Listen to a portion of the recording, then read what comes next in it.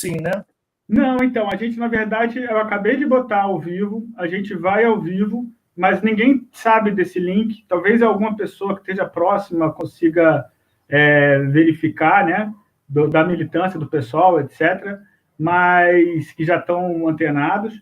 Mas, na verdade, a gente faz uma ediçãozinha, que cada bloco a gente corta e separa e a gente vai dividir em 3, na verdade. Sim, mas eu digo depois.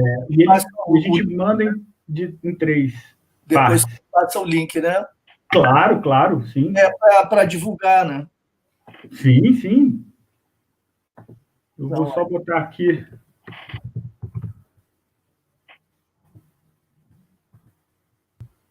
Só vou jogar ali na.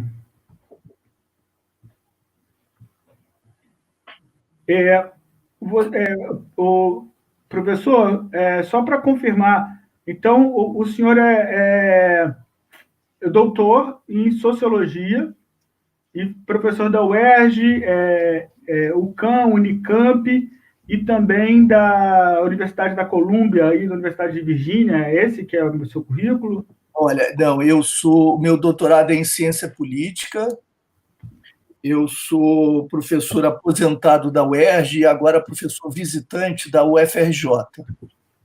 Aposentado da UERJ e visitante da FRJ, tá ok.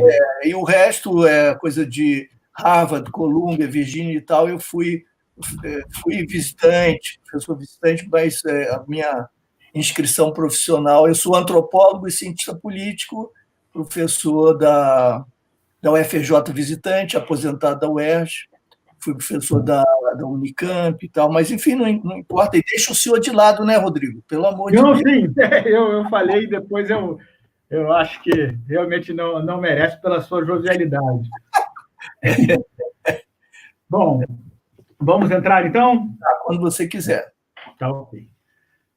Boa tarde, senhores e senhoras. Meu nome é Rodrigo Koblitz, entrevistador do canal Bugio, uma produção do pessoal de Teresópolis, e tenho a imensa honra e prazer de receber o doutor, academicamente e corretamente me referindo a essa extraordinária pessoa, doutor Luiz Eduardo Soares, que é professor aposentado da UERJ, atual professor da UFRJ, e também, para quem não sabe, autor do Tropa de Elite 1 e Tropa de Elite 2, correto? Confere? Essas são as referências mínimas para começar a falar do professor Luiz Eduardo Soares. Um grande prazer recebê-lo aqui, professor. Espero que a gente desenvolva um bom diálogo, como o senhor faz muito bem em suas aulas, nos seus debates e nos seus livros. Muito obrigado, Rodrigo. Prazer todo meu de estar aqui com você para a gente trocar ideia, conversar um pouco. Vamos em frente, é sempre muito, muito bom, né? A gente precisa sair do isolamento de todas as maneiras, dialogar muito, né? Aprender, ouvir e trocar ideias. Excelente, excelente. Bom, uma primeira questão que a gente queria lhe trazer, professor, de um fenômeno que aconteceu no Brasil, que foi o Tropa de Elite, né? O Tropa de Elite, eu lembro que quando eu assisti, eu saí de lá pensando, nós precisamos de um Capitão Nascimento. Eu saí com essa perspectiva, é necessário um Capitão Nascimento, mas com aquela pulga atrás da orelha de achar que a solução estava no comportamento violento, a solução estaria desse tipo de atitude, né? O Tropa de Elite 2 já tem uma outra conotação e já coloca a necessidade, já coloca a violência dentro de um cenário político e de uma necessidade de reforma social muito mais profunda e aguda. Mas eu queria saber do senhor, queria saber de você, qual foi a sua percepção, assim? Porque ele é um filme sensacional, né? Mas você acha que ele teve algum impacto nesse imaginário coletivo da formação de um herói, da necessidade da violência para resolver alguma coisa? Primeiro, Rodrigo, acho que é interessante contar a história do livro ou dos livros, né? E do filme ou dos filmes, né? O livro se chama, ou os livros se chamam Elite da Tropa e Elite da Tropa 2. Né? O filme é que é Tropa de Elite e Tropa de Elite 2. E os livros foram escritos em parceria, quer dizer, eu fiquei responsável pela redação, mas o levantamento, pesquisa, tudo que foi feito, se deveu fundamentalmente aos meus parceiros, então nós equilibramos as contribuições. A minha parte de contribuição em termos de levantamento e pesquisa foi mais na segunda metade até do livro 1, mas, enfim, é um trabalho em parceria com o Rodrigo Pimentel e André Batista, o primeiro, e com os dois e mais o Cláudio Ferraz, o segundo. E eu conheci o Zé Padilha em 2001 ou 2002, eu não me lembro se foi 2002. Ele foi me entrevistar, nós não nos conhecíamos, para o documentário Ônibus 174, que é um belíssimo documentário. Excelente. E aí nós começamos uma amizade, um relacionamento, troca de ideias, etc. Até aquela entrevista foi muito feliz e eu gosto muitíssimo do documentário. E ele até diz que ele redefiniu o roteiro a partir daquela entrevista, a questão da invisibilidade que eu trazia, e que se coadunava muito bem com a história do Sandro, né? Cujo sobrenome é Nascimento, né? Por isso a gente depois do personagem. Depois foi dele a inspiração de Nascimento? Para o nome do Capitão Nascimento? Sim, aí esse é um personagem do Padilha e do Braulio Mantovani, que é o roteirista do filme. Nós nos reencontramos depois, e eu tinha terminado o primeiro livro do que seria uma trilogia. O primeiro livro era o Cabeça de Porco, isso já em 2005. Li também, com o MV Bill, né? Com o MV Bill, Celso Ataíde, nós terminamos, e eu tinha como próximo livro planejado, já com a editora na trilogia, um livro sobre os inimigos dos meninos do tráfico, porque o Cabeça de Porco é em torno dos meninos que se envolvem com o tráfico. E o segundo livro seria sobre o universo dos inimigos desses meninos, aqueles que eram seus outros, né, que seriam os policiais, particularmente policiais militares, e especialmente do BOP, etc. E, naquela oportunidade, eu fiquei sabendo que o Zé estava já empenhado, Padilha, já empenhado num projeto muito semelhante sobre policiais, sobre polícia, etc. Então, nós conversamos e resolvemos trabalhar em parceria. Não no sentido de que o livro seria feito e depois o roteiro seria baseado no livro, mas no sentido que o roteiro seria desenvolvido e, em paralelo, eu escreveria o livro com os parceiros. Os nossos parceiros seriam os mesmos, as fontes de informação as mesmas, as ideias basicamente as mesmas. E o livro ficou pronto 1 ano e meio, mais ou menos, antes do filme ser rodado, e o filme é muito diferente do livro, embora haja elementos comuns, evidentemente. Mas está ficando diferente por quê? Porque, no início, o projeto foi muito, muito análogo, mas parece que não funcionava. Eu não cheguei a ver esse primeiro corte, o copião não funcionava bem. Então, o Zé resolveu mudar, porque ele percebeu que, quando o Wagner Moura entrava em cena, o filme dava uma levantada incrível, porque o Wagner tem um carisma, um ator maravilhoso, né? Então, ele levantava o filme. E toda a história do livro se dá em torno do personagem que, no filme, ficou sendo coadjuvante, que é o André, né? Eu não me lembro o nome do personagem, enfim. No livro, o personagem central é aquele que vai às favelas, às periferias, na tal guerra às drogas à noite, e durante o dia vai para a PUC estudar com a elite. É uma história verdadeira, é uma história incrível, verdadeira. E esse é o caminho do livro, e era o caminho da primeira versão. Só que, em função do Wagner, o Zé resolveu mudar completamente, e não tinha mais dinheiro para fazer novas filmagens, nem chamar de volta os atores, todo mundo já empenhado em outros projetos.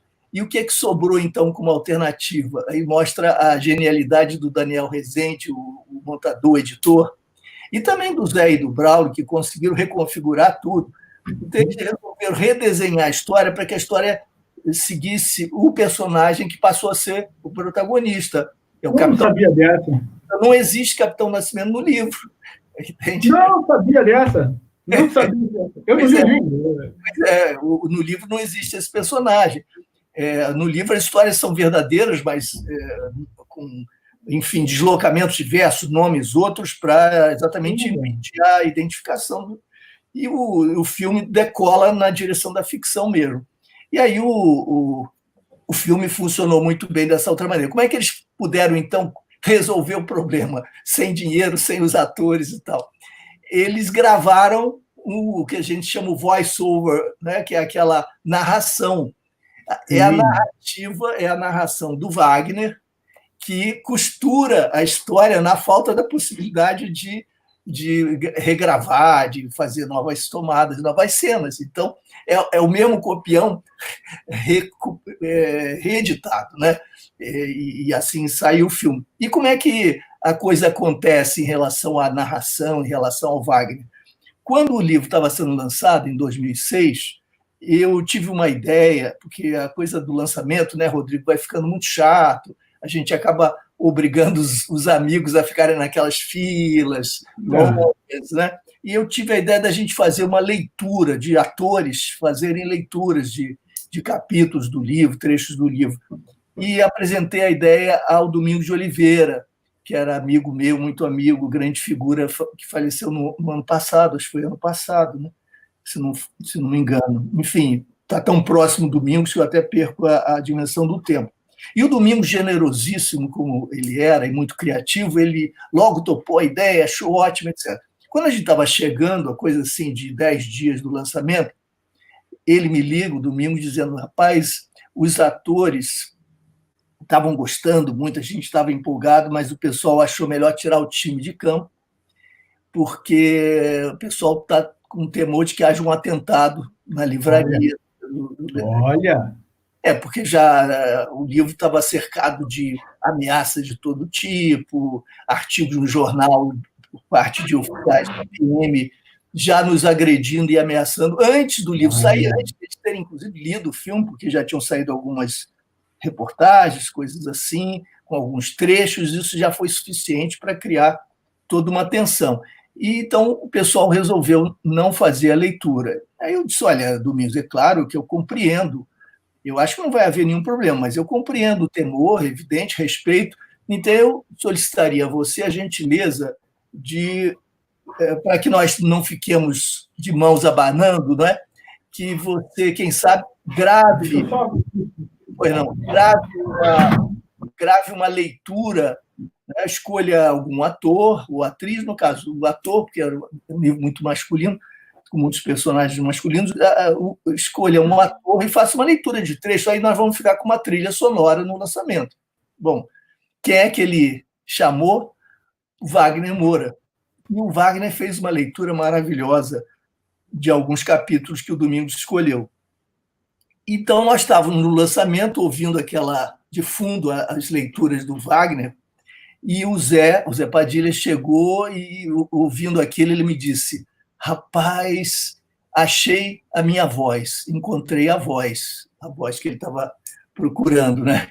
Então, foi muito interessante, porque nós fomos dialogando, cruzando ideias, etc., e nos ajudando mutuamente. Mas os trabalhos são diferentes, os resultados são diferentes.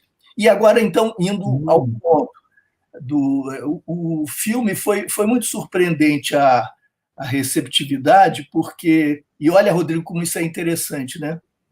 Aqui no Brasil, várias audiências aplaudiam a tortura e se sentiam catarticamente, né, enfim, exaltadas e, ao mesmo tempo, apaziguadas, quase que em êxtase por conta daquela violência do protagonista, do Capitão Nascimento, que, entretanto, é um personagem no filme, repito, ele está no filme, não está no livro, no filme é um personagem atormentado, que sofre muitíssimo, toma tarja preta, quase espanca a mulher, e é tomado pela violência que ele supõe enfrentar e que ele procura reduzir, contribuindo, entretanto, para a sua reprodução ampliada naquela espiral terrível dos atos brutais da polícia, que ele acaba conduzindo e reproduzindo. E é um personagem, então, patológico nesse sentido, né? Ele tá perdido em desequilíbrio, em tensões, sofrendo muito. E no Brasil havia muitas audiências, não todas, mas muitas, em que a sua violência era exaltada e tinha esse papel catártico que as pessoas aplaudiam. O que mostra que havia uma afinidade eletiva, quer dizer, uma sobreposição, uma coincidência, uma confluência entre sensibilidade popular, valores populares e valores da sociedade, sentimentos da sociedade, e aquilo que aquele personagem representava na sua ação, a violência, a brutalidade, como uma espécie de vingança, né, contra Sim, exato. O discurso de ódio já está presente ali, o discurso ressentido, etc. Fora do Brasil, há experiências muito interessantes e relatos de amigos meus que tiveram a oportunidade de acompanhar exibições fora. Por exemplo, no Chile, um querido amigo meu, advogado criminalista, participou de uma conferência internacional de direito em Santiago do Chile, e ele me conta que eles fizeram uma seleção de filmes. A cada dia do seminário, da conferência, se exibia um filme e tal. E houve um dia em que foi exibido o Tropa de Elite. Estou falando do primeiro. Certo. E a audiência ficou muito consternada, gostou muito do filme e o considerou um filme denúncia, um filme político de denúncia muito forte, que desmascarava a brutalidade do Estado. E as imagens chocaram a audiência. Ninguém aplaudiu, ninguém se identificou. E todos entenderam que aquele protagonista ali era o retrato da doença brasileira, né, da brutalidade do Estado, que trazia consigo o racismo estrutural, o reforço das desigualdades, e que, na ponta da lança, acabava produzindo o genocídio, né, que nós conhecemos dos jovens negros, dos jovens pobres, claro, dos territórios vulneráveis. Então, é muito curioso, porque tanto que o filme ganhou o Urso de Ouro, né, em Berlim, e o presidente do júri era o Costa Gavras, que é um grande diretor grego, politizado, homem de esquerda, não é? Com uma obra admirável, muito respeitada, e ele é muito comprometido politicamente. E ele definiu o filme como uma peça política muito importante, de denúncia da violência do Estado no Brasil, etc. E, curiosamente, aqui a recepção, com frequência, foi a outra, né? Não foi entendido como desmascaramento da brutalidade da polícia, mas quase como uma idealização, um reforço, uma celebração, um elogio até àquilo. Aí você vê como as sociedades se apropriam distintamente dos produtos, das produções culturais, etc. Já o segundo era muito claro, né, no seu objetivo, então tudo passou com muita clareza. Mas nós podemos, sem dúvida, dizer que a sociedade brasileira sempre trouxe consigo essa violência, né, e essa disposição para vingança, esse entendimento reducionista de que justiça é vingança, e que acaba autorizando as polícias a agirem como esses braços do Estado genocidas, né? Não haveria o genocídio de que nós falamos há 20, 30 anos se não houvesse a cumplicidade por omissão ou ação do Ministério Público, de segmentos do Ministério Público, sob as bênçãos da Justiça, com o beneplácito do poder, das autoridades do Executivo e com os aplausos de segmentos importantes da sociedade e da mídia. Então, é uma grande cumplicidade que sustenta aquele policial que aperta o gatilho. Ele não está sozinho nessa sua prática bárbara, né? Então, eu vejo assim a experiência dos filmes e dos livros, os livros diferentes, porque eles têm um alcance muito menor. O livro fez sucesso, ele foi um sucesso de vendas, de leitura, etc., e com histórias muito engraçadas, ele circulou muito, mas não se compara com os filmes, né? É outra escala. E ele mudou, inclusive, aquela lógica sobre a pirataria, né? Porque ele foi um dos filmes que foi extremamente pirateado, e isso acabou trazendo um certo retorno, porque trouxe visibilidade, né, para o filme, etc. Não, talvez trouxe algum tipo de visibilidade, até recursos também, né, para o filme. Mas eu acho que a gente realmente recebeu diferente, Luiz. Eu falo isso por experiência própria, assim, sabe? Eu acho que... E a gente vê alguns mundos que acontecem em torno, principalmente nas periferias, nos mundos mais pobres, em que o nosso movimento sempre foi um movimento de esquecimento dessas pessoas, né? Sempre foi um movimento de dar pouca importância, desde quem era escravo até agora. E nós demos muito pouca importância a todos eles, inclusive aos bandidos também, né? Que tratamos eles como se fossem animais e continuamos achando que esse é o comportamento certo pelo enorme ódio que existe, né? E você vê a história do Comando Vermelho e do PCC, eles ocorrem exatamente por isso, né? Eles ocorrem exatamente por terem largados. Você precisa de alguma coisa para organizar.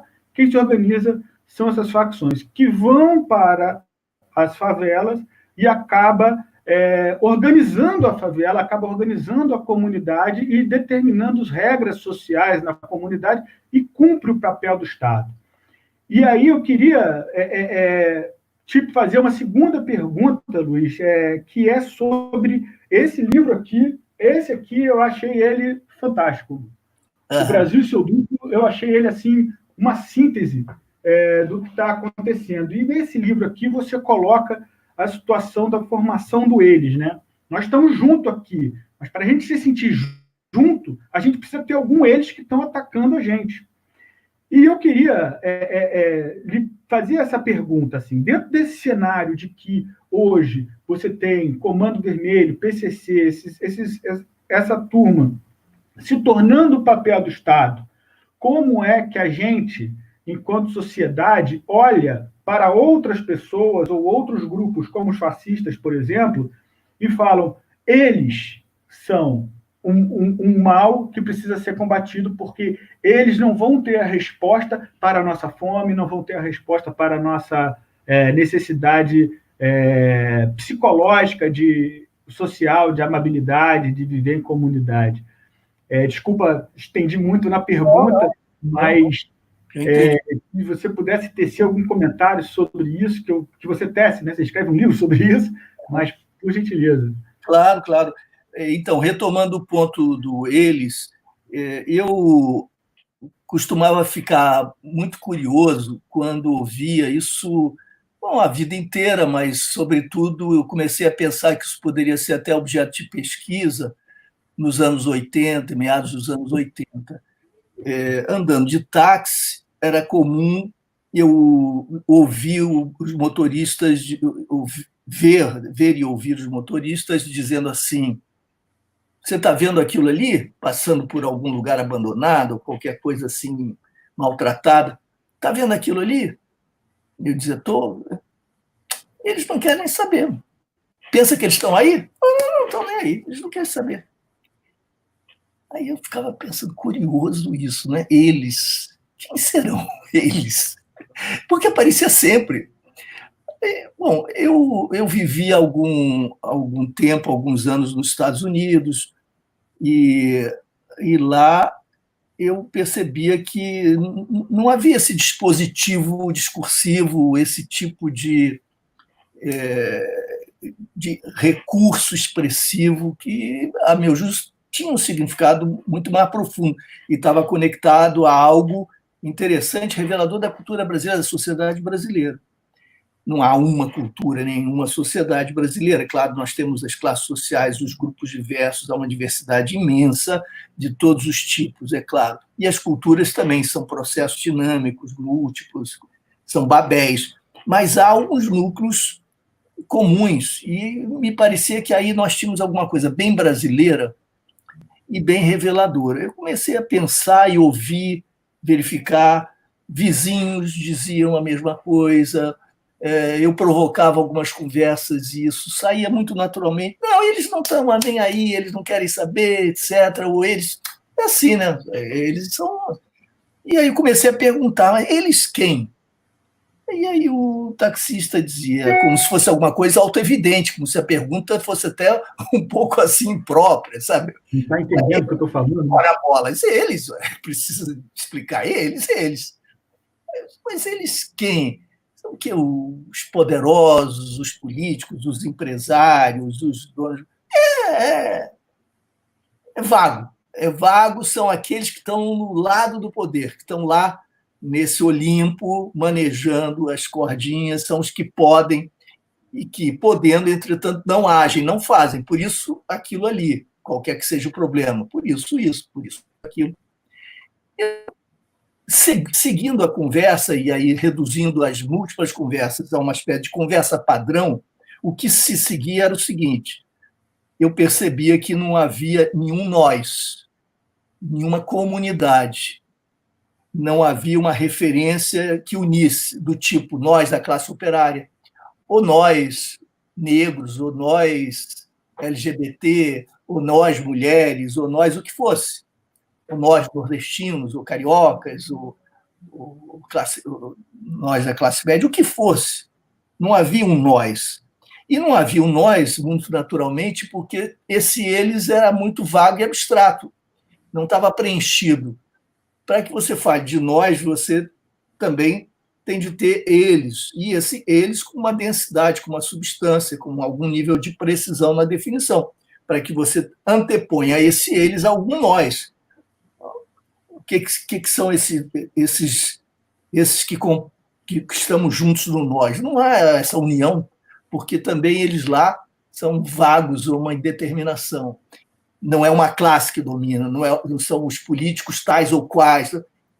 É simplesmente essa dissociação vaga imaginária entre o lado de cá, que sou eu que falo, o motorista, por exemplo, e o lado de lá, quem tem poder.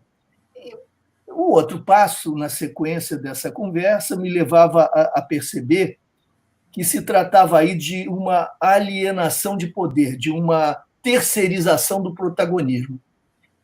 Quem pode resolver são eles, não sou eu. Eu não tenho nada a ver com isso. Eu não sou responsável. Eu não tenho nem força, nem responsabilidade para fazer isso.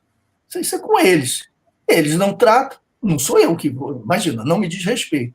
Que é muito diferente das culturas que reforçam o comunitário, a solidariedade, a corresponsabilidade. Então, se você está numa certa comunidade que vive alguma solidariedade, você diz assim, olha, a escola aqui está com problema, nós, então, temos de informar quem de direito para que tomem providência, mas, enquanto isso, nós já vamos providenciar aqui o mutirão, os pais vamos juntos, os vizinhos aqui, vamos juntos pintar a escola no fim de semana, vamos fazer isso, vamos juntar, fazer uma vaquinha, tentar ajudar. Esse tipo de postura, ou está sujo ali, nós vamos limpar, vamos fazer o mutirão para limpar, enquanto cobramos também responsabilidade. E para cobrar responsabilidade e autoridade, nós temos que saber quem elas são e distinguir, né, quais são as responsáveis, quais não são, e assim nós também, como comunidade, nós não vamos simplesmente protelar a solução esperando uma espécie de sebastianismo, de messianismo, que algum santo messias ou protetor, o grande pai, resolva o problema. Então havia essa alienação do poder, alienação do protagonismo, da participação, terceirização do protagonismo e da ação propriamente política. Na sequência da conversa, ainda tinha o último capítulo, que o sujeito dizia assim, eu começava a provocar, mas quem eles são, então quem deveria fazer o quê, como deveria ser, e o sujeito não tem nenhuma reflexão sobre mediações, sobre como dar passos, quais são os intermediários, quais são os atores, nada disso. Quer saber de uma coisa? Eles não estão nem aí. E eu quero mais é que tudo se dane, entendeu? Que tudo, então, se estrepa, não tem nada a ver com isso. Eu quero sair daqui, juntar o meu dinheirinho, eu vou sair da cidade, vou com a família para não sei onde, cuidar da minha vida, que se dane, que se exploda. Então, é uma espécie assim, não é nem de ceticismo, é até de niilismo, é uma visão cética corrosiva, sabe? Não há mesmo o que fazer, eu não tenho nenhuma responsabilidade, eu sou parte dessa comunidade, eu sou uma das vítimas por abandono e não tenho, de fato, responsabilidade nem poder.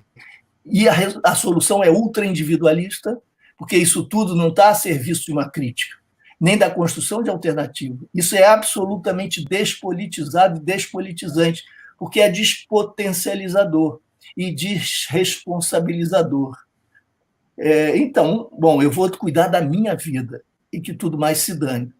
Aí fica claro por que não existe o nós e das consequências de não haver um nós, uma identidade comum coletiva, um projeto coletivo, e a ideia de que nós devemos participar, temos a nossa responsabilidade, somos parte de um todo, de alguma comunidade, de alguma coletividade. Né?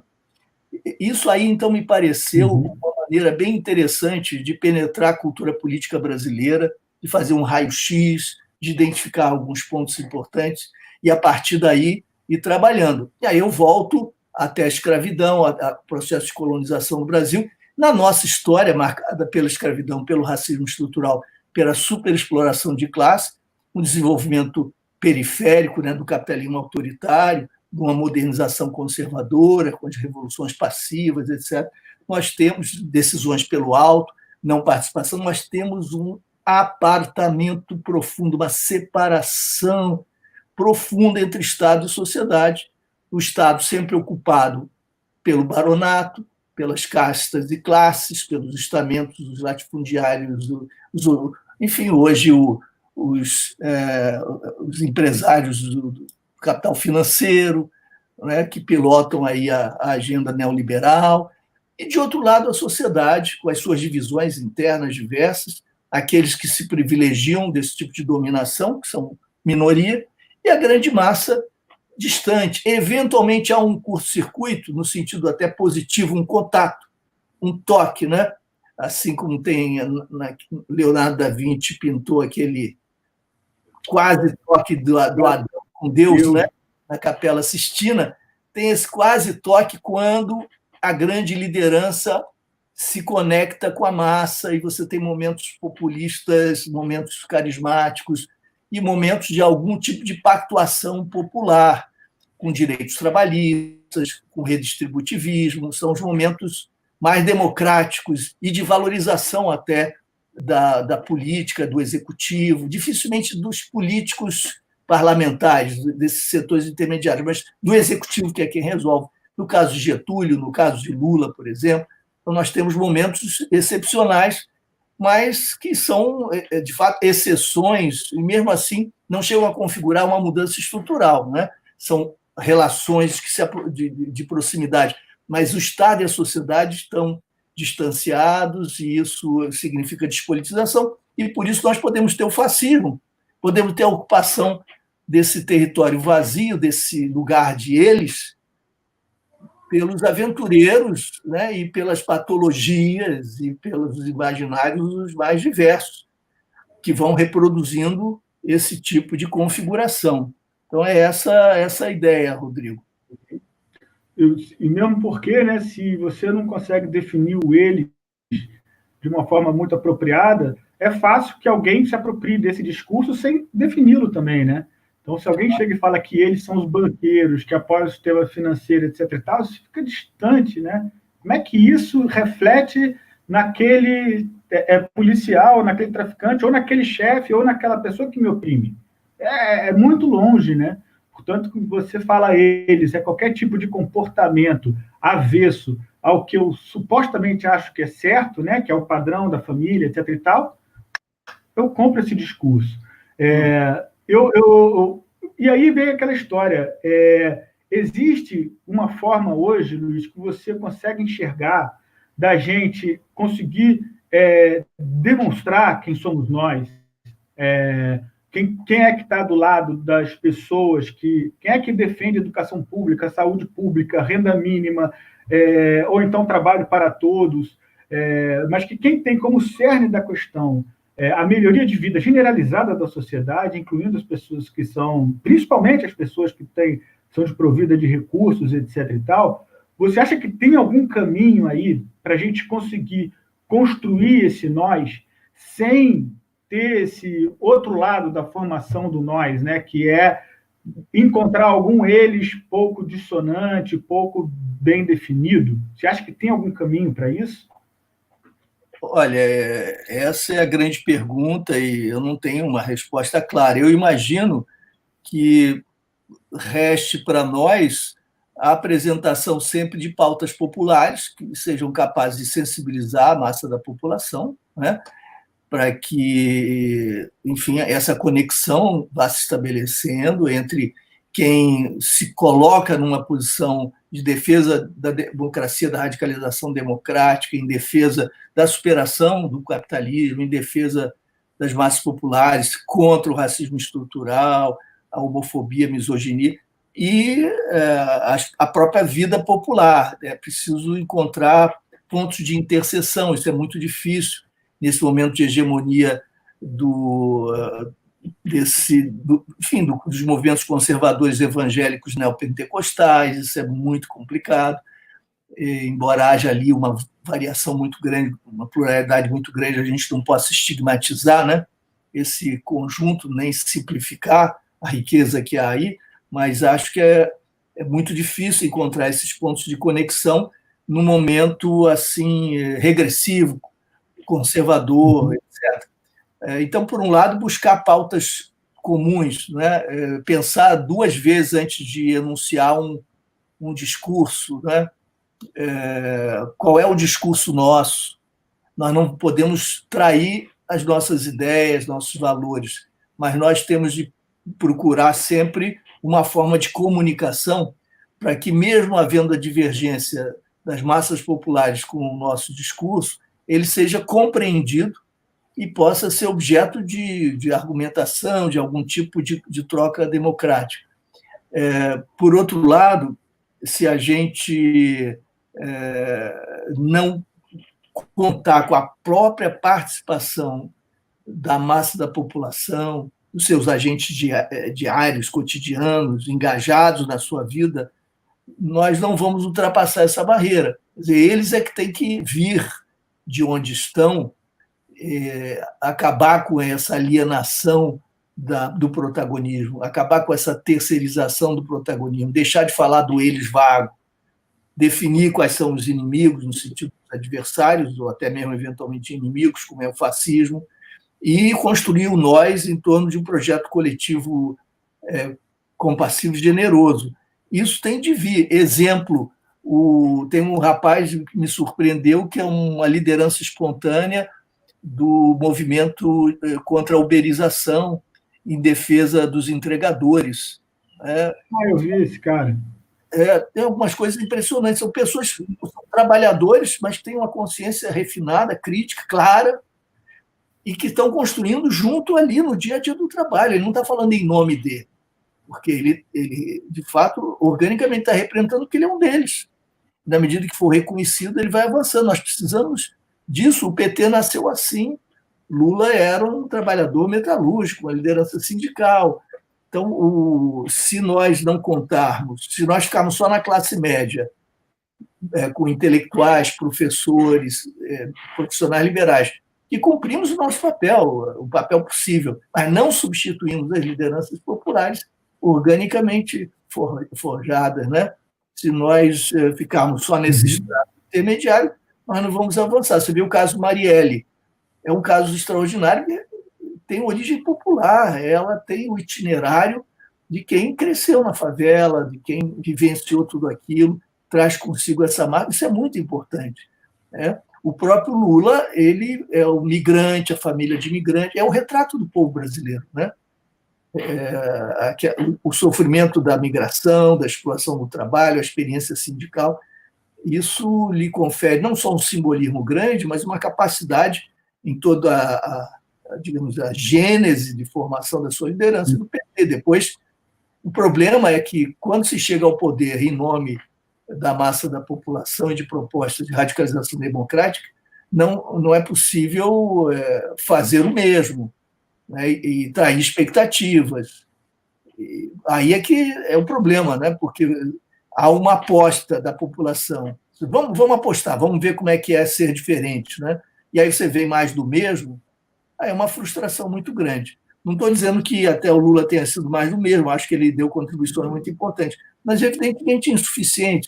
E depois houve todo o processo do PT, que enfim, vai desmoralizando o partido, a sua pauta, o seu discurso, etc. Então, é muito importante que os exemplos sejam dados, demonstrando o que é possível fazer. E também evitar, eu acho que a gente tem sido muito equivocado em ficar repetindo discursos que são mais retóricos, abstratos, são bonitos, mas são muito vazios, e sem, de fato, apontar possibilidades reais de transformação, quais são, até onde elas podem ir, com muito realismo, para não enganar ninguém, para não gerar falsas expectativas, né? E a gente também tem sido, eu me refiro, por exemplo, a competições, competições municipais ou governamentais, em que muitos candidatos só faltam prometer o paraíso, a mudança total da vida, solução disso, solução daquilo. Isso sem muita objetividade, ou criticando o outro, acusando o outro com palavras que nem fazem muito sentido para a massa da população. Outro equívoco nosso é nossa divisão, nossas divisões. Às vezes você vai conversar com um colega, uma colega, um companheiro, uma companheira, e a divergência se dá quanto ao que vai acontecer daqui a 100 anos. Poxa, Rodrigo, a gente pode perfeitamente divergir. Um pode ser, sei lá, cristão e esperar a redenção, o outro pode achar que Jesus volta ao mundo, o outro pode ter uma utopia qualquer que um dia vai se realizar. Daqui a 100 anos, a gente, quem sabe, os nossos bisnetos, trisnetos vão se dividir lá na frente, um quer um caminho, outro quer outro. Mas o que está posto para nós no horizonte temporal, que é as nossas gerações ainda ativas, o que está posto como possibilidade real, é que pode nos separar ou nos juntar. E, sobretudo, quando estamos diante do abismo do fascismo, de ameaças terríveis, né? Se nós não temos prioridade à nossa unidade, nós não vamos ter força nenhuma. Nós já estamos em minoria, já somos derrotados. Temos de ter um mínimo de humildade, de realismo, né? Reconhecendo as nossas limitações, limitação da nossa força. E eu fico vendo, por exemplo, sobre Bolsonaro, o Brasil não vive uma ameaça dessa magnitude desde a época da ditadura, e as pessoas estão tratando da vida, cada um tratando da sua vida, do seu projeto de carreira, cada partido cuidando do seu jardim, do seu quintal, tudo justo, tudo compreensível, tudo justificadíssimo, claro. É preciso acumular forças, 2022 vem aí, é um grande momento de possibilidade de mudança, é preciso evitar que esse ou aquele partido perca a sua identidade e perca até seu status de partido, com a questão toda, né, da cláusula de barreira, é preciso isso, é preciso aquilo. Então, os funcionários do partido precisam sobreviver, senão também o partido não sobrevive, então é preciso fundo partidário, isso e aquilo. Bom, tudo real, tudo legítimo, tudo verdadeiro. Só que nesse momento, quando a gente está diante de uma ameaça de morte mesmo física, morte da democracia, mas nós não temos de fato democracia. Claro que a nossa democracia é precária, claro que ela não chegou à periferia, claro que ela tem uma perna só, ela é débil, etc. Mas isso que há foi fruto de conquista histórica, muita luta, muita gente morreu por conta disso, e isso tem um valor extraordinário. Se não tivesse, nós não estaríamos lutando por isso, nós estaríamos indiferentes ao avanço do fascismo. Não vai fazer diferença, já não temos disso, então não faz diferença. É uma contradição a gente lutar contra o fascismo em nome da democracia e depois dizer que ela não importa, que não tem significado, que nunca existiu no Brasil. Bom, então,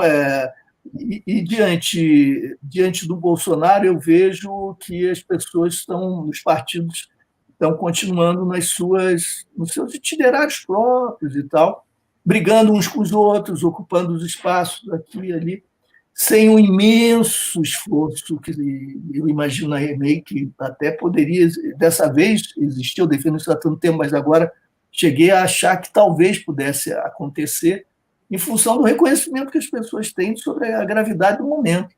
Deixar de lado divergências que não sejam cruciais para criar grandes blocos e começar a forçar até a formação de uma federação que depois possa disputar outras instâncias.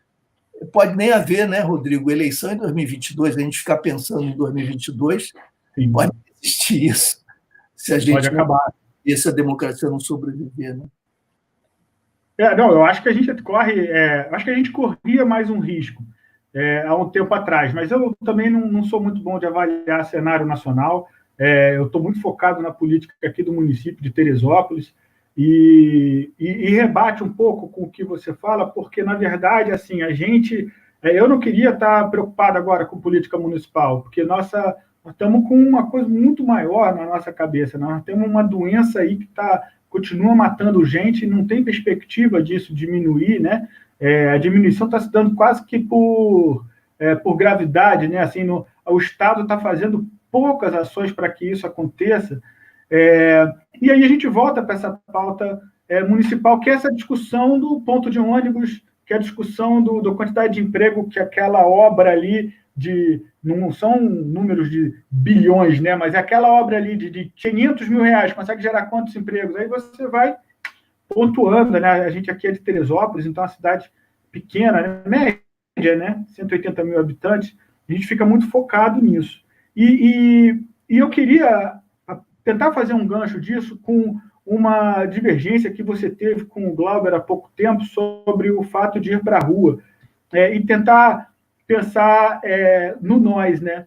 Porque, na verdade, aquilo que difere muito uma pessoa que olha para o outro e fala, bom, nós não podemos aceitar que aquela pessoa seja um homossexual, ou que aquela pessoa seja de esquerda, ou que nós não podemos aceitar, e trata isso com violência, acaba definindo um comportamento, né? Da mesma forma que existe um comportamento democrático de aceitar as pessoas, aceitar os diferentes desejos das pessoas, né? As diferentes vontades das pessoas e tentar tratá-las com respeito.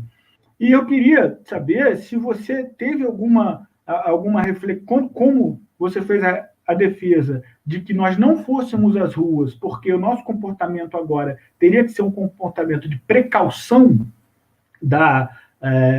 em relação à Covid. Como é que você avalia que acabou não sendo 100% nem o ir para a rua, nem foi 100% não ir para a rua, né? E algumas pessoas foram para a rua, então nós tivemos dentro desse campo democrático amplo 2 tipos de comportamentos diferentes.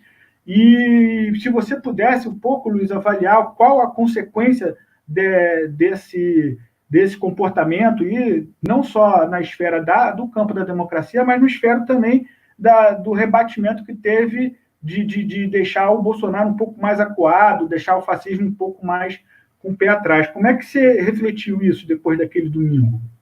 Sim, então, o primeiro passo, Rodrigo, na resposta, uma premissa é que eu gosto muito do Glauber, tenho muita admiração por ele. Acho que ele é um dos grandes quadros do Brasil, da nova geração de lideranças políticas. Ele tem um grande futuro e nós precisamos muito do Glauber, uma pessoa da maior integridade, muito inteligente, corajoso. Ele é uma grande figura. Sem dúvida nenhuma, sem dúvida nenhuma. Sem dúvida, um grande quadro. E divergências táticas nós temos o tempo todo. Eu tenho com pessoas que são verdadeiras irmãs minhas, e depois vou ter acordo, tenho desacordo, porque a tática, como é definida a cada conjuntura, e como a conjuntura, sobretudo na nossa situação, é dinâmica, a cada momento você tem novas circunstâncias, a correlação de forças vai mudando, outros ingredientes entram, etc. Então, certamente eu vou ter outras discordâncias com ele, com outras pessoas, e vou ter acordos com ele e outras pessoas. Mesmo estando no mesmo campo, a gente está o tempo todo divergindo e concordando e aprendendo. Claro, normal. Então, isso é absolutamente normal. O que eu acho que é importante observar nisso tudo, e o próprio Glauber, né, ele viveu essas trajetórias todas como eu vivi, né, quando ele estava com o Eduardo Campos, ele estava num momento, numa certa conjuntura, em que aquilo pareceu a ele uma oportunidade importante a ser aproveitada, um espaço a avançar. O PSB parecia, para ele, ser algum espaço a ser conquistado, um instrumento importante. Depois, em outras circunstâncias, ele vai fazer outra avaliação, a partir de outra perspectiva. Estamos em outras circunstâncias, e assim é a vida, e a vida política, sobretudo, que também marcou sempre a minha trajetória, né? Como é que você vê a cada momento, como é que você pode melhor responder. As questões, para mim, ali, naquele momento, naquela conjuntura, não se reduziam à Covid, à pandemia, embora isso, evidentemente, seja uma constante problema enorme, fundamental, né? Claro. Mas além disso, também o meu temor eram outros dois. As provocações, porque nesse momento as polícias, de um modo geral, salvo exceções, foram capturadas pelo bolsonarismo, e nós não devemos ter muitas ilusões quanto a isso.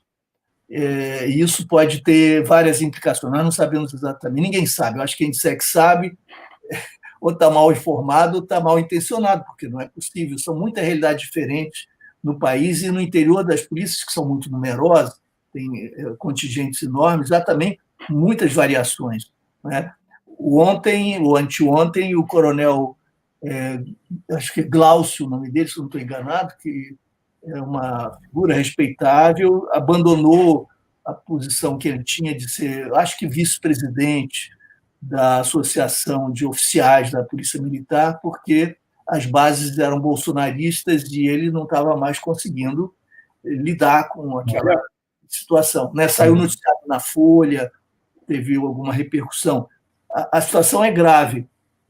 A associação entre as polícias, segmentos policiais criminosos, milícias, estão com o Bolsonaro. Isso é conhecido e é muito perigoso. Nós não sabemos ainda, não temos a experiência, nem podemos prever, como eu dizia, todos os desdobramentos disso.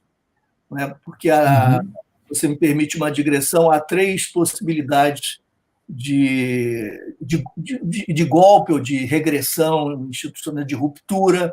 Ela pode ser uma ruptura continuada, né? Uma espécie de corrosão gradual que se aprofunda, que se expande. Aquilo que, citando Adam Prigozhin, que é um grande cientista político, o André Singer costuma chamar de autoritarismo furtivo. E são aqueles processos insidiosos que vão se dando sem que a população perceba com muita clareza, sem que a mídia se dê conta exatamente. Processos que vão penetrando as instituições, porque nós sabemos que as instituições são campos de luta, de disputa. Elas não são mônadas, dificilmente serão. E elas são permeáveis à influência política, à militância, à chantagem, à cooptação. Né? Então, esses processos vão se dando. Mudanças legislativas graduais, mudanças no Supremo, né, com substituições de ministros. Isso tudo pode ir levando a um fechamento do regime gravíssimo, e quando você se dá conta, você está emparedado. Esse é um processo em curso na Hungria, na Polônia. A Turquia tem outras características, mas, enfim, é uma experiência que está sendo acompanhada em alguns lugares do mundo, já se deu. Nós temos o modelo clássico de tanque na rua, etc., que quase todo mundo considera implausível no momento, na situação atual, e nem é digamos, o mais adequado para os próprios golpistas. E nós temos o modelo boliviano, para não citar outros. Né? O modelo boliviano é aquele que se dá por meio das polícias. As polícias vão sequestrando, chantageando lideranças locais, autoridades locais. O exército simplesmente cruza os braços, as Forças Armadas cruzam os braços. E o processo vai se dando um golpe dessa natureza, que não está totalmente excluído. É claro que o caso brasileiro é diferente, a situação é uma sociedade muito mais complexa em termos, né? Mas nós não estamos livres disso. E há uma quarta possibilidade da extensão desse tensionamento. A gente passa 2 meses estressado na beira do abismo, depois o fascista mor dá um passo atrás e simula uma posição mais equilibrada. Os segmentos das elites que adoram a pauta neoliberal que ele está implementando logo abraçam, querem perder essa chance histórica de continuar atropelando direitos, então logo aderem de volta. Os que estavam críticos, hesitantes, encontram uma boa oportunidade para justificar a sua adesão em nome do equilíbrio, da estabilidade, da economia e coisas do tipo. Então, nós podemos ir assim, com esses tensionamentos, que vão acobertando, ocultando e promovendo desgastes sucessivos também, visando uma outra avalanche, que pode ser até via eleitoral em 2022, com consequências imprevisíveis também. Então, são muitas as vias. E, então, é necessário que a gente atente para isso e para a correlação de forças. Nós não estamos ainda, apesar do desgaste progressivo do Bolsonaro, nós não estamos numa situação vantajosa ainda. Por quê? Porque não basta ser, e o Marcos Nobre sempre chama atenção para isso, não basta ser crítico do Bolsonaro, é preciso ser adepto, convicto e uma alternativa, seja do impeachment, seja do descredenciamento da chapa pelo TSE, seja de um projeto político alternativo. E nós temos hoje a corrosão do apoio de Bolsonaro, o aumento da rejeição, mas ainda num certo limite, e não temos, na maioria, o adensamento em torno de lideranças, projetos, partidos, programas, iniciativas, de modo que, até hoje, os pró e contra impeachment estão divididos. Apesar do declínio de Bolsonaro, pró e contra impeachment estão divididos. É muito difícil você fazer um impeachment depois de uma eleição em que alguém teve 57 milhões de votos, enquanto o desgaste ainda é muito reduzido, e uma situação imprevisível também na vida, por conta das questões sanitárias, da pandemia, e na economia, porque há muito desespero, nós ainda não vimos toda a dimensão do caos. Né? E, por enquanto, por exemplo, o desemprego não foi registrado, porque o desemprego depende da busca do emprego, e durante esses meses já houve perda de emprego significativa, mais de 2 milhões de pessoas perderam seus empregos, que já era imenso, né? O desemprego já era imenso, mas nós não tivemos a procura de emprego porque, nesse período, isso nem foi possível, porque as próprias empresas não estavam contratando e ninguém tinha a possibilidade também de se deslocar. Portanto, houve digamos, um represamento da demanda por emprego, o que impede o registro do desemprego, que se dá na busca não atendida do emprego. Então, nós vamos ter aí uma explosão do desemprego, vamos ter uma situação de fome, de miséria, que já está em curso, se ampliando, porque a pandemia também afeta de forma desigual, os desiguais, evidentemente, reproduzindo essas desigualdades, como reproduz o racismo estrutural, e diante de um quadro assim, de instabilidade, medo e insegurança, em que Bolsonaro ainda aparece como alguém que distribui recursos, distribui lá a ajuda emergencial, o auxílio emergencial e tal. Nesse contexto, com falta de clareza, de projeto político claro, etc., é muito difícil que a gente consiga, de fato, a hegemonia. Não está em questão ainda isso, nós estamos numa luta de resistência. Né? Ir para a rua é importante, claro, não vai haver a mudança sem que a gente tome as ruas, isso é evidentemente indispensável, a questão toda é tática, né? É conjuntural. Como fazer isso? A massa vai, se a gente convocar, ou só vamos nós? Claro que há situações especiais, por exemplo, a grande liderança do Boulos, do Guilherme Boulos, que tem o movimento Sem Terra, Sem Teto, uma grande liderança com uma capacidade de mobilização popular. Fora isso, nós vamos ter as lideranças, os conscientes, os mobilizados e mobilizáveis das várias áreas da sociedade, etc., o que é, em si mesmo, muito importante, mas, evidentemente, não o suficiente. A grande questão é onde está o povo. O povo está sendo chamado, ele pode estar presente no domingo e tal? Não está sendo nem chamado, nem pode estar, nem vai estar, nós sabemos disso. Qual é, então, a grande questão? São duas questões aqui, deixando ainda a pandemia de lado, que é mais o complicador. Além da rua, quando a rua acontece, ela existe na rua, com uma grande experiência que reaviva vínculos, laços, engajamento, e com uma mensagem que passa para a sociedade, para o Estado, para o mundo inteiro. Isso se dá nas imagens, né? Se dá na reprodução pela TV, pela mídia paralela, pelas redes, etc. Então, é a rua e são as ruas virtuais. É a praça virtual, é a ágora virtual no mundo todo. Então, nós estamos dialogando com esse mundo todo. E, em especial, com um grande ausente ainda, que é a massa popular, evangélica, conservadora, que ainda não queimou Bolsonaro, que ainda mantém vínculos com ele, etc. Esse é o nosso grande parceiro. Sem a massa popular, nós não vamos a lugar nenhum, vamos fazer mudança. A nossa grande preocupação deve ser, então, encontrar palavras de ordem que sensibilizem diretamente a massa popular. Então, eu tenho defendido, por exemplo, eu e a torcida do Fluminense, do Flamengo, do Corinthians, etc., a renda básica universal da falou para além, inclusive, da pandemia, é o mínimo para começar, fila única de atendimento para pacientes de Covid, de modo a que a rede privada seja subordinada à direção e à coordenação da rede pública, que o SUS comande, como é previsto até legalmente, porque até hoje a mídia só diz quantos leitos há na rede pública. E a rede privada? Aqui em Teresópolis, a gente sofre isso o tempo inteiro. A gente já perguntou diversas vezes para a municipalidade quantos leitos há vagos nos hospitais particulares, mesmo com o limite dos leitos públicos, que alcança os limites dos leitos públicos, essa informação sobre leitos vagos nas unidades particulares não é passada. Impressionante, né? Isso é impressionante. Impressionante isso, tia. Da pandemia. Que eu posso cometer apenas uma pequena grosseria e mudar de assunto. Eu não sei se você já terminou.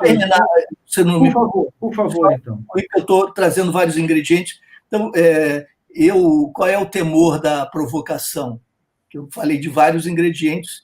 Então, o temor da provocação é o seguinte: se grupos policiais se infiltram na manifestação, estou falando daquele momento, sim, e oferecem um prato cheio para a mídia de quebra-quebra e coisas assim, nós vamos nos aproximar mais ou nos afastar da massa popular? Vamos nos afastar. O nosso movimento vai ser visto como um movimento que pode ser deles também, legítimo, em torno de bandeiras comuns, estão claras as bandeiras, porque só por fora Bolsonaro não é suficiente. Não estão ainda maduras, não estão comuns, não estão bem sedimentadas. E há um risco de que as imagens, a mensagem que nós vamos passar por essas imagens, seja uma que nos afaste da massa popular e que sirva aos propósitos autoritários de quem está esperando o caos desde o início, falando disso, desde o início do governo Eduardo Bolsonaro fala disso. Um dia, vamos ver, vamos ser aí no Chile, a massa vai para a rua, aí é o momento AI-5, que é evidentemente uma justificativa a mais para tentar concentrar poderes, etc. Assim, ele precisa disso para dar o golpe, ele precisa de muita coisa para dar o golpe, e isso é apenas um ingrediente. Nós não devemos dar nenhum ingrediente para ele. O fato é que havia risco grande. Por outro lado, vantagens, evidente, está na rua, já seria mostrar que estamos na rua, que não só os bolsonaristas vão para a rua, que nós existimos, etc. Evidente, é uma vantagem. Mas é suficiente para justificar, para compensar todos os outros riscos? Eu achava, naquela ocasião, naquela conjuntura, que não. Eu tinha essa convicção, eu acho que era uma convicção sustentável. Muita gente ficou com essa percepção também. O campo da esquerda se dividiu, o MST não foi, as entidades OAB, ABI, CSBPC, Academia de Ciências, CNBB, não foram, muitas entidades de direitos humanos não foram, com visões parecidas, enfatizando ora a pandemia, ora outros aspectos, mas a pandemia já justificava, já valia o discurso possível, mas a avaliação política dividia. Então, é possível que eu tivesse errado, ou é possível que eu tenha estado certo, a gente não sabe, não dá para saber, porque essas coisas não se tira limpo, né, com um teste de laboratório. Isso vai se fazendo e vai se refazendo no dia a dia. Então, era isso, Rodrigo. Legal, muito obrigado. A gente tem pouco tempo agora com o Luiz, gente, que ele já me deu o horário dele, ele tem que sair um pouco. Então, essa que é você me permita mudar de assunto, porque a gente não pode terminar essas palavras sem conversar sobre segurança pública e tentar te trazer um pouco para para refletir sobre o município de escala média, como é o nosso, mas que vive a realidade de tantos outros municípios, mas de bairros, de comunidades que está vendo a violência aparecer na porta da sua casa, né? E o desemprego, a fome, vai levar ao quê? Evidentemente que o quadro de solução da violência não está na repressão, nem muito menos em como a gente vai reprimir essas pessoas. Ele está no outro lado. É como não deixar nascer esse tipo de necessidade, esse tipo de ação na nossa comunidade. Isso a gente consegue com emprego, com educação e com habitação, né? Com dignidade, né? Com dignidade. Isso aí está mais do que provado.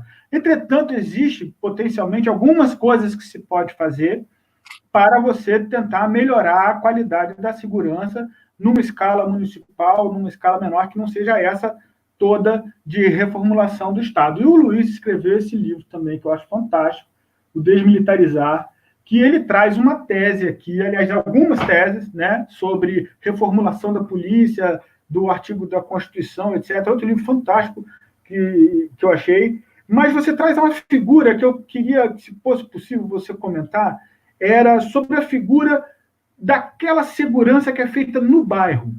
Traz uma ideia de você ter alguma espécie de...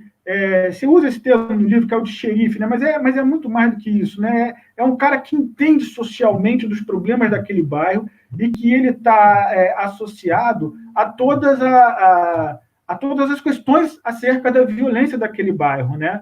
E então eu queria te pedir para comentar alguma coisa. Não sei se é possível ir direto a esse ponto, se é possível fazer algum tipo de narrativa antes, mas, por gentileza, Luiz, comente com a gente isso aí. Não, para a gente aproveitar ao máximo tempo, vou direto ao ponto, depois a gente pode, um dia, fazer outra conversa sobre segurança pública no Brasil, os estados, as polícias e tudo isso, o encarceramento em massa, a questão da legalização das drogas, há tanta coisa a discutir.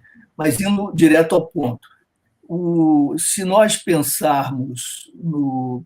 Aí vocês têm guarda municipal, Rodrigo? Temos. Então, se você... Vamos saber como usar isso. Pois é, porque a tendência, muitas vezes, de prefeitos é criar guardas municipais que acabam funcionando como pequenas polícias militares em miniatura e em desvio de função, né? Então, convida um oficial reformado e, enfim, acaba imaginando que, para a segurança pública, é importante ter uma polícia à moda da polícia militar, mesmo que seja diminuta e tal.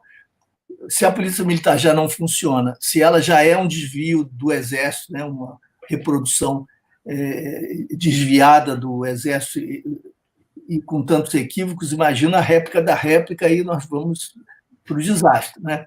Mas o guarda na ponta pode ser o guarda ou a guarda, pode ser a gestora ou o gestor local da segurança pública. E o que é, nesse caso, a segurança pública? Um conjunto multidimensional de questões, de desafios, de problemas, que se dão nos níveis mais diferentes. Digamos, para dar um exemplo bem prático, porque verdadeiro, inclusive, que há já muitas experiências feitas no Brasil, fora do Brasil nesse sentido, e eu mesmo já acompanhei, já dirigi, já coordenei experiências desse tipo. Digamos que nesse local, pequeno local, o guarda chegue para conhecer o local, primeira coisa que tem que fazer, no sentido ideal, né, do projeto, modelo. Esse guarda tem que ter ou a guarda, a mulher, o homem tem que ter, esse agente local, uma formação interdisciplinar, bastante ampla, rica, etc., entendendo o seu papel, entendendo as questões, os desafios. Então, primeiro ponto, saber o que está acontecendo ali. Para saber o que está acontecendo, vai procurar fontes de dados as mais diversas e, entre elas, conversando, consultando a própria comunidade nas interações diversas. E digamos que haja um consenso e que o problema ali emergencial mais grave é estupro, tem havido ali um caso, alguns casos e tal. Digamos que seja, para todo mundo entender. Qual é a primeira tarefa? Tem que prender o estuprador, claro. Bom, vamos atrás do estuprador. O guarda municipal, o agente público ali, não tem essa competência, essa capacidade. Isso é tarefa para uma investigação. Então, mas a isso se resume a seu papel? Claro que não. Há muito o que fazer contra o estupro, mesmo que você não consiga, não caiba a você, não haja como você prender o estuprador, até porque a prisão é insuficiente, há algum problema ali que pode depois se reproduzir, e isso é um sintoma de algo muito grave. Então, primeira questão, as escolas não poderiam fazer seminários, encontros, passar filmes, promover debates em torno do machismo, o machismo como essa cultura que acaba autorizando o macho, o homem, a ser violento com a mulher, né? A hierarquizar as relações, o que vai fazer muito mal para as mulheres, é claro, mas para os homens também. O machismo acaba sendo um empecilho para o crescimento pessoal, o exercício das suas potencialidades em todos os níveis, é alguma coisa muito, muito negativo. Será que as escolas estão empenhadas em discutir com os meninos e com as meninas, porque as meninas acabam muitas vezes assimilando esses valores também, estão dispostos a discutir por que ser o homem, para ser o homem não é necessário ser violento, nem é desejável ser violento, que a arma não é o indício, o símbolo da virilidade, mas da insegurança, na verdade, do medo e da impotência. Será que a escola está usando todos os recursos que há hoje na cultura, chamando rappers, cantores, cantoras, atores e atrizes, pessoas que se dedicam a isso, mulheres, movimento feminista, para conversar sobre isso? Se a escola não está fazendo, pode ser convencida a fazer, e vai ver que há aí possibilidades grandes. Será que as mulheres dessa área estão informadas sobre os recursos de que dispõem de defesa e proteção? O que fazer no meio da noite? Que telefones estão disponíveis? Onde ir? Onde procurar algum apoio? De que modo contar? Que redes há ali? Como se conectar com movimentos de mulheres, com os serviços, etc. Elas têm que ter essa informação. Quem é que pode, então, fazer o aviso virtual, ajudar? Grupos de jovens podem ajudar, grupo feminista local pode ajudar, e rodar também um material impresso, um mapa, com indicações, telefones, endereços virtuais e presenciais, físicos, etc. E mais, onde é que aconteceram os casos? No terreno baldio, sujo, que está abandonado ali, os estupros aconteceram ali. Então, muito bem. Quais os setores da prefeitura que podem ajudar na reurbanização, na limpeza do local, na iluminação, eventualmente mudança até do trânsito, para aquele lugar não seja um lugar abandonado, porque quando ele é um lugar abandonado, e sujo, ele cada vez fica mais sujo e mais abandonado, as pessoas vão fugir de lá. Ele tem que ser tomado, apropriado pela comunidade. Quais são os grupos de jovens de cultura que podem ali organizar festas, jogos, esportes, peças de teatro, fazer ali, enfim, dali um espaço de música, de cultura, de teatro, de todo tipo de encontro criativo, né? Para que a comunidade se aproprie daquele espaço. E se esse espaço passa a ser, então, valorizado, frequentado, ele não vai ser mais um local perigoso que era.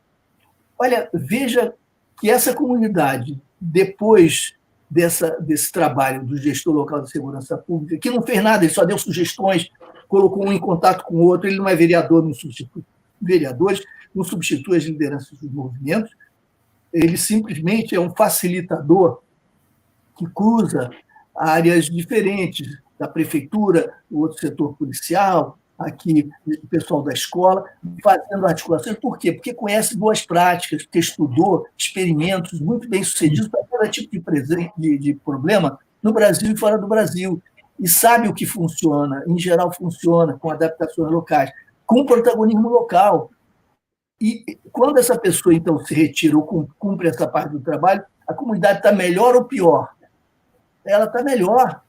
Mesmo que o culpado lá não seja preso, ele vai acabar fugindo desse local, porque esse se tornou um local refratário à violência contra a mulher. E vai ser uma comunidade muito melhor. E, a partir daí, vai também extrair consequências em outras dimensões para outras áreas. Então, pode ser um trabalho muito bonito, que nada tem a ver com repressão, com perseguição, com estigmatização, nem com o que se diz securitização do social, nada disso.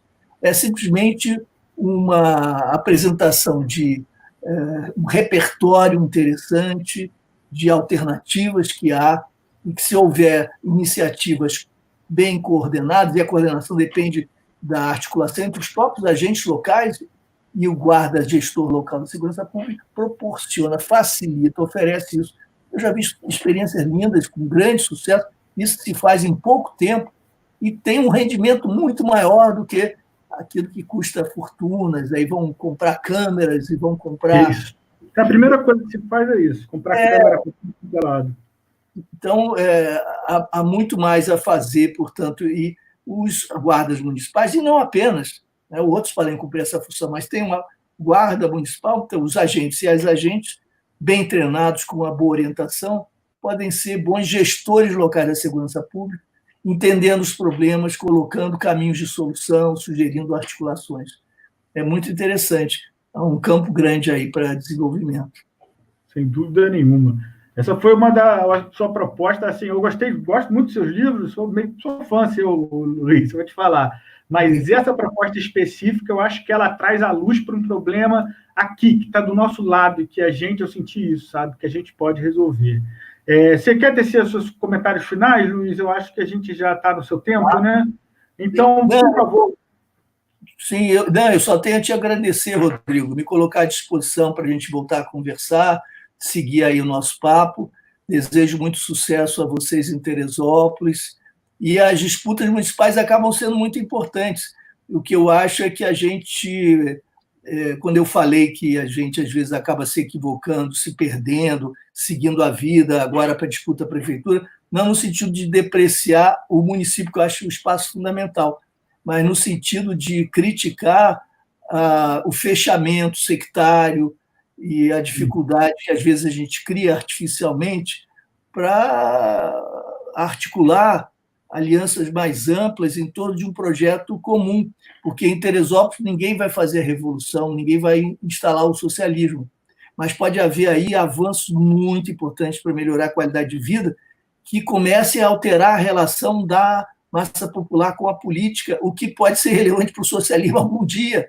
Então, se a gente definir, sem dogmatismo, de forma muito concreta, quem é que topa, por exemplo, um projeto desse tipo para a Guarda Municipal, que a gente vai ter os agentes agora funcionando dessa maneira? Pode ser que muita gente tope, se definindo como conservador. Porque não tem nada, esse projeto positivo para quem é contra o estupro. Não é possível que alguém seja a favor do estupro, fora o estuprador. Né? Sim. Então, só o bolsonarista empedernido, fascista mesmo, que veja toda atitude solidária de fortalecimento de comunidade um perigo para a ordem totalitária que defende. Aí não tem jeito, mas, fora isso, teve um campo extraordinário para o entendimento de todo mundo que tem um interesse em valorizar direitos humanos, respeito, convívio, diversidade, democracia. Isso dá para construir, né, no município. E se a gente cria essa cultura desde o município, puxa, isso aí é uma força extraordinária para mudar o país. Pô, sensacional. A gente, só um minutinho, que a gente aqui em Teresópolis, nós criamos um projeto que é o 100% trabalho. Nós descobrimos onde está o dinheiro e como fazer, construindo casa e saneamento, empregar toda a população, inclusive os desalentados, trazer os desalentados, e nós alcançamos uma taxa de emprego, que é de pleno emprego, que é abaixo de 5%. Nós descobrimos onde está o dinheiro e estamos propondo isso para a sociedade. Eu espero muito que a gente possa conversar novamente. Luiz, nós temos muitas coisas que gostaríamos de continuar dialogando em outros fóruns, e te agradecer imensamente por ter aceito o convite e ter dado essa aula aqui para a gente. Tá? Muito obrigado de coração, Luiz. Obrigado a você, Rodrigo. Um abraço grande para você e para todos que nos acompanham aqui. Tchau. Valeu, Luiz. Muito obrigado. Um abraço.